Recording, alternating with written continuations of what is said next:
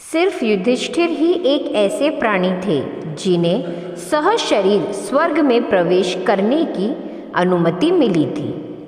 महाभारत के 18 पर्वों में से एक है महाप्रस्थानिक पर्व, जिसमें पांडवों की महान स्वर्ग यात्रा अर्थात मोक्ष की यात्रा का वर्णन है। इसके अनुसार संपूर्ण भारतवर्ष की यात्रा करने के बाद पांडव मोक्ष के उद्देश्य से हिमालय की गोद में चले गए। वहाँ मेरु पर्वत के पास उन्हें स्वर्ग का रास्ता मिला, लेकिन इस रास्ते में यात्रा के दौरान सबसे पहले द्रौपदी की मृत्यु हुई। इसके बाद एक एक करके पांडव मृत्यु को प्राप्त होते गए। सिर्फ युधिष्ठिर ही एक ऐसे प्राणी थे जिन्हें सहशरीर स्वर्ग में प्रवेश करने की अनुमति मिली थी। आखिर क्या कारण था सबसे पहले द्रौपदी की मृत्यु का और धर्मराज के सहशरीर स्वर्ग में पहुंचने का? आइए इस बारे में हम जानते हैं। बात उस समय की है जब यदुवंशियों का वंश समाप्त हो गया था और ये बात जानकर युधिष्ठिर को बहुत अधिक दुख हुआ। महर्षि वेदव्यास की आज्ञा से पांडवों ने द्रौपदी समेत राजपाट त्याग परलोक जाने का निश्चय किया।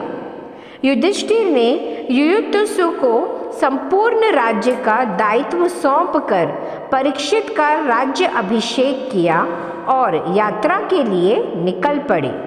रास्ते में पांडवों के साथ एक कुत्ता भी चलने लगा।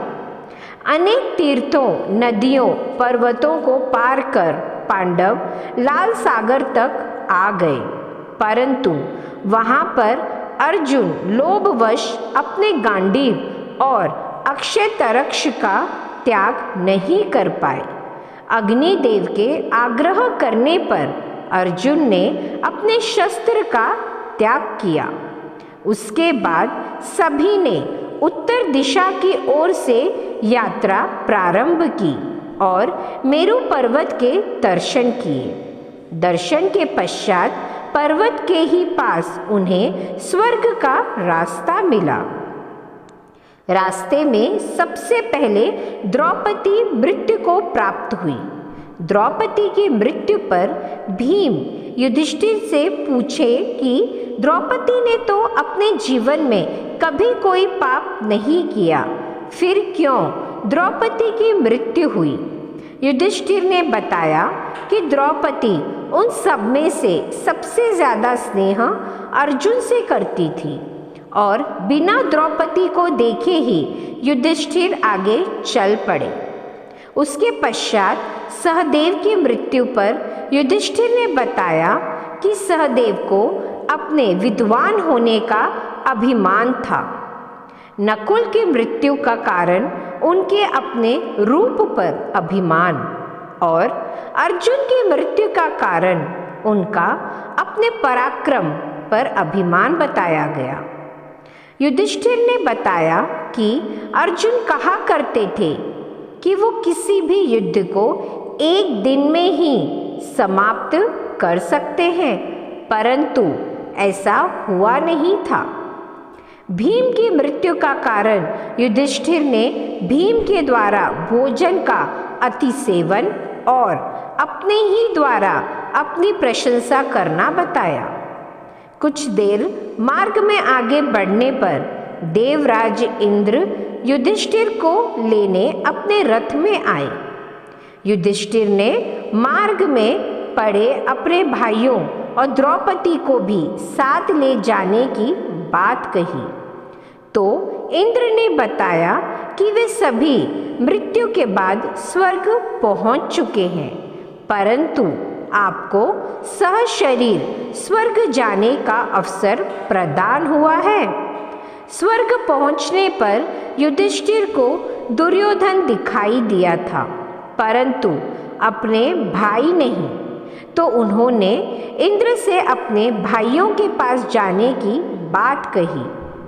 इंद्र ने एक देवदूत को बुलाकर उन्हें युधिष्ठिर को बाकी पांडवों के पास ले जाने को कहा। युधिष्ठिर देवदूत के साथ चल पड़े। जिस मार्ग पर युधिष्ठिर को ले जाया गया वो बहुत ही दुर्गंध भरा रास्ता था। जगह जगह पर शव बिखरे पड़े थे। मार्ग में आगे जाने से पहले युधिष्ठिर ने देवदूत से पूछा, अभी कितना और चलना होगा? तो देवदूत ने कहा, देवराज इंद्र की आज्ञा है कि जब आप थक जाएं तो आपको वापस ले आया जाए।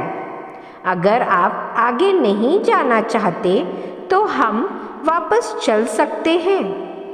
यह सुन युधिष्ठिर ने वापस जाने का निश्चय किया, परंतु वापस जाते समय युधिष्ठिर को कुछ लोगों की दुखी और रोने की आवाज़ सुनाई दी।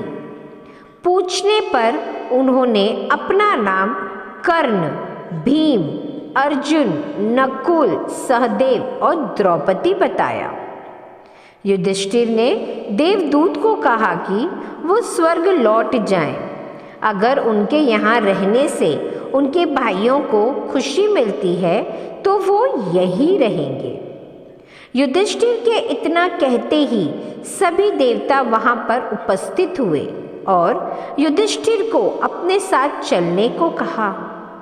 युधिष्ठिर ने पूछने पर देवताओं ने उन्हें बताया, क्योंकि उन्होंने युद्ध में छल से गुरु द्रोणाचार्य का वध किया था, इसलिए उन्हें भी छल से नर्क के दर्शन कराए गए और अब वे उनके साथ स्वर्ग चल सकते हैं। यहाँ सभी पांडव उनकी प्रतीक्षा कर रहे हैं और इस प्रकार अपने उस युद्ध में किए छल की वजह से युधिष्ठिर को नर्क के दर्शन करने पड़े थे।